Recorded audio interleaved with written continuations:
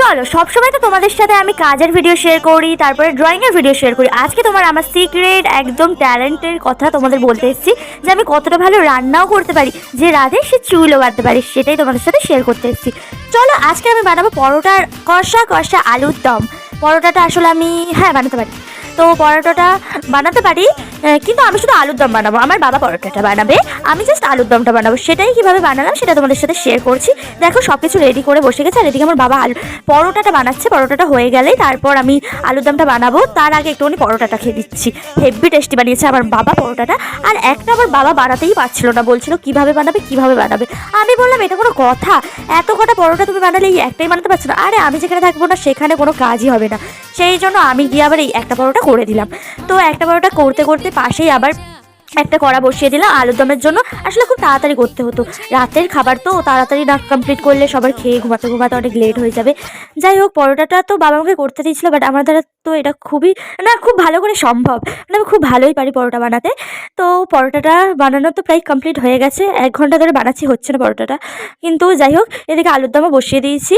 পরোটাটা ওদিকে হোক আর এদিকে আলুর দমটা হোক। আলুর দমটা যে আমি কত ভালো বানাই সেটা আমি ছাড়া আর আমার বাড়ির লোক ছাড়া কেউ জানে না। যে আমার আলুর দম খাবে তাকে একটা টেবিল ফ্যান নিয়ে দাঁড়িয়ে যেতে হবে সামনে, কারণ আমি এত ভালো আলুর দম বানাই, তার সামনে একটা টেবিল ফ্যান রাখতে হবে শীতকালেও। মানে খুব ভালো বানাই, এতটাই ভালো বানাই তোমরা এবার ইমাজিন করে নাও কতটা ভালো বানাই।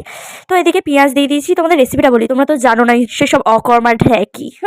যাই হোক, পেঁয়াজ দিয়ে দিয়েছি, তারপরে টমেটো দিলাম, তারপরে হলুদ দিয়েছি, তারপরে লঙ্কার গুঁড়ো দিয়েছি, এক এক করে সব দিয়ে দেবো। তারপরে আলু ভেজে নিয়েছিলাম, আলুটাও দিয়ে দিচ্ছি, তবে মশলাটাও দিয়ে দিয়েছি। তোমরা দেখে নাও, কত বলবো, দেখতে পাচ্ছ না নাকি ভিডিওতে? তো যাই হোক, সব কিছু দিয়ে নাড়তে নাড়তে একটু স্বাদের জন্য আর একটু কালারের জন্য চিনিটা কিন্তু মাস্ট দেবেই, আমার মা বলেছে, এটা না দিলে কিন্তু একদম ভালো লাগবে না। তারপর মটরশুঁটি দিয়ে দিলাম। মটরশুঁটিটা দেওয়া একদমই দরকার, কারণ এটা শীতকালে যখন আলুর দম করবে, তোমাদের একটা সিক্রেট ব্যাপার বলে দিলাম, শ্বশুর শাশুড়ি আসলে এইভাবে বানিয়ে খাওয়াবে, এরকম মটরশুঁটি দেবে, দিয়ে পুরো লা করে বানাবে। পুরো আমার জিভে জল এসে যাচ্ছে বলতে বলতে।